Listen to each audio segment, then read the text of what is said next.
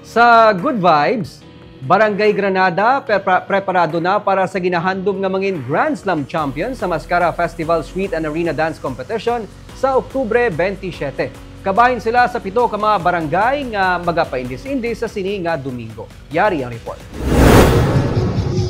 Bisan nagainulan, nagsugod na ang blockings para sa 7 ka mga barangay nga magakompete sa Mascara Festival Street and Arena Dance Competition sa Paglaom Sports Complex. Kabahin sa mga paindis-indis sa highlights ng festival, ang Barangay Granada nga karon nagahandom nga mangin 2-time Grand Slam champion.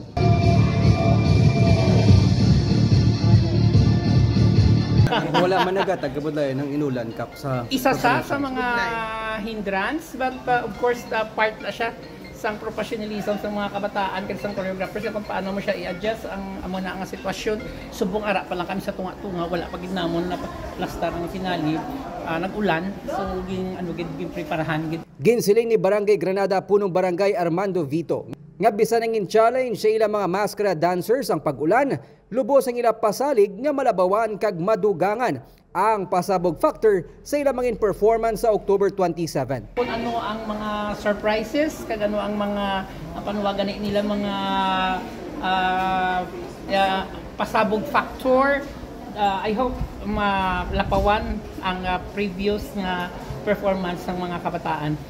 Una na nga ginpasalida sang mga participating barangays ang ila headdress kag costume.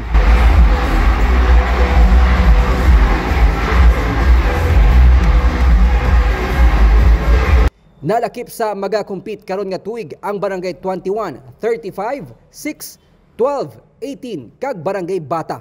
Magasugod ang street dance las 2 ang hapon na rin sa replika sa Bacolod City Government Center sa kilid sa Bacolod Public Plaza sa Araneta Street, pakadto sa Paglaom Sports Complex sa Dala Nernais. Iga patuman sa Bacolod Traffic Authority Office ang full road closure sa Araneta kag Ernay Street nga ginapaabot dugukan sa mga tumalanaw sa sini nga Domingo.